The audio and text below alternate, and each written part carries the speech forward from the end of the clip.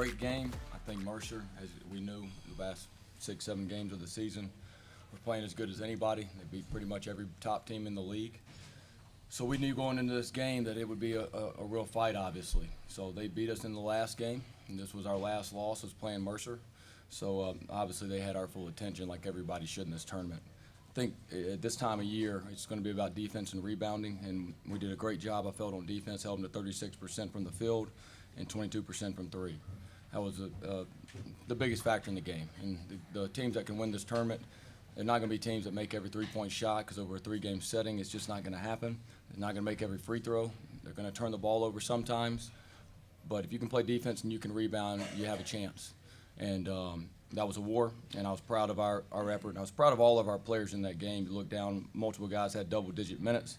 These guys right here, all seniors, fifth-year guys, been doing this a long time. So it was good to see them play well, as I knew they would. Do we have questions? We have someone with the microphone. If you'll just raise your hand, she'll bring you the microphone.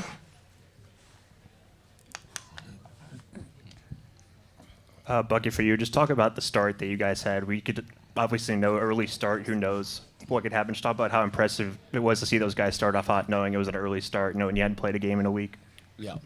Well, we were able to get some rest, and this is as healthy as we've been for a long time. And it's good to see all our players able to play in the game. And it's been a little unfortunate sometimes this time of year for us. We hadn't been able to have all our bullets. But this time we had all our bullets to play with, and so that was fun. But these guys, they know the drill. They know the routine. It's a business trip for these guys. Wake up is pretty much like clockwork. Wake up 6:15, quick something to eat, be at the shoot-around at 7 a.m., go through that, go through the walkthrough, go through the film. It's business. When you have an older team, it's no problem. When you have a younger team, that's where it can wear on you. But these guys right here, it wouldn't matter if we played at 6 a.m., they'd be ready to go.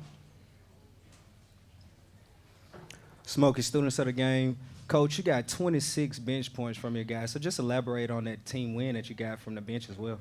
Well, I think we're in the top 5 in the country in bench points, and a lot of that's really because we don't really have a starting 5. Like this guy right here, Garrett Hicks, like he's certainly good enough to be a starter, but that shows something about who he is. He started every game of his career up to this point, but it's the best thing for our team based on matchups and size and rotations for him not to start. But because of who he is, he takes that role, and he's not about, hey, it means that much for me to come through the starting lineup. And that's what we appreciate so much about him and our team, because you could argue 9 different guys could start every game. He was injured coming back, and he didn't start some games, and this guy's been incredible. And you go right down the line with it. But that's what it takes when you have a bunch of guys that are playing for the right reasons and losing their egos. Good things are going to happen. You've heard the saying, right? Freshmen want to play, right? Sophomores want to start, juniors want to score, seniors want to win. That's usually what happens a lot of times. And the people surrounding those people, sometimes it can be that way too, right? These guys are right here, and their families, they're winners, and they want to win, and that's why they've had a great season.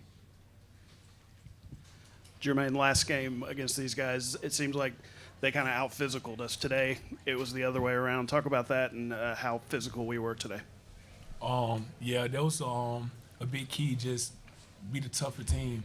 We tough team in the league, and last game we didn't play like it, so we just made sure that we was a physical team out there, make sure we boss out, make sure we go get every rebound, and just play with heart and play like this your last game, because it could have been our last game. So everybody just playing for one another and everybody playing together.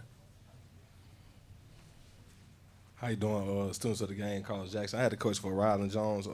Talk to me about your game tonight and the shots you took. You hit some big threes in the time of the game, and to keep the game going and extend your lead. So talk to me about your play tonight.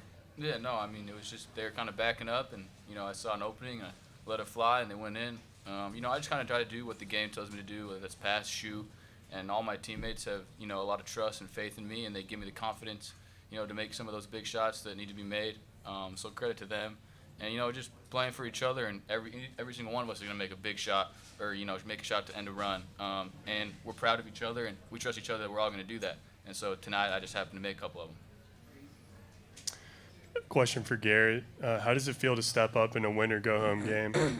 Win or go home, like you said, everybody had to bring their A game, and coach says, he doesn't matter if we make all our shots, we miss all of them, as long as we play hard, play the hardest defense we can, and live with the results. For Jermaine, last year, obviously you were here last year. These two guys weren't. What happened last year in this tournament brought up at all leading up to the week? Like motivation, we can't let this happen again. Was that brought up at all? Not really. We moved past that, and we got a different team, and we know what we're capable of. We know we're the best team in the league, so we just got to go out there and play like it. Any further questions? What does the next 24 hours look like, not knowing who your opponent is tomorrow till 10 p.m. tonight? Recovery.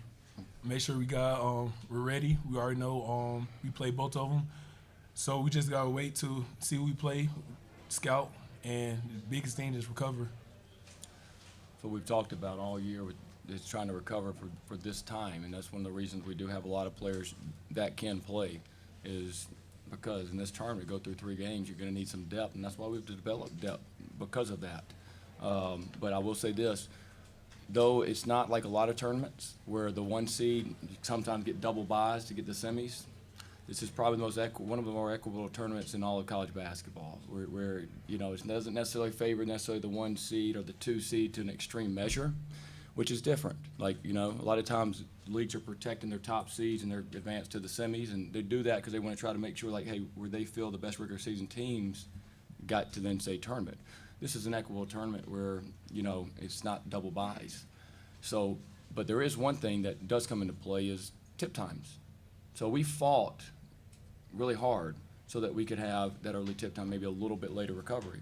That's the advantage you get out of being the 1 seed. You can say whoop-de-doo, but sometimes that can be a big deal.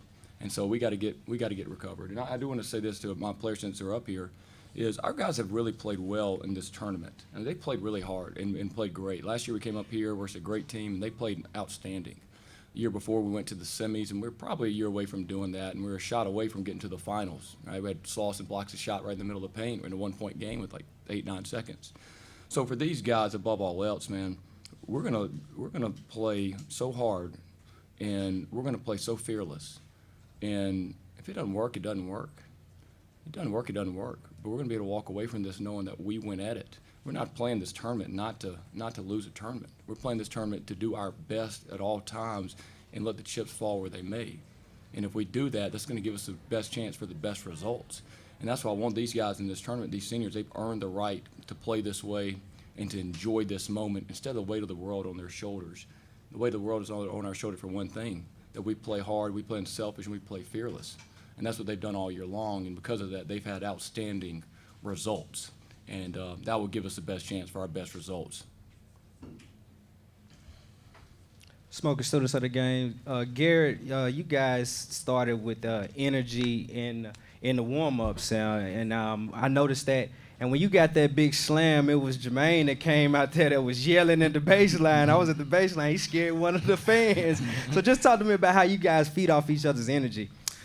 Well, it starts in practice. You know, our practices are fast-paced, you know, just non-stop, really. So I feel like it starts there, and then, you know, all of us want each other to do the best they can to, you know, find a way to win. So I gotta love Jermaine.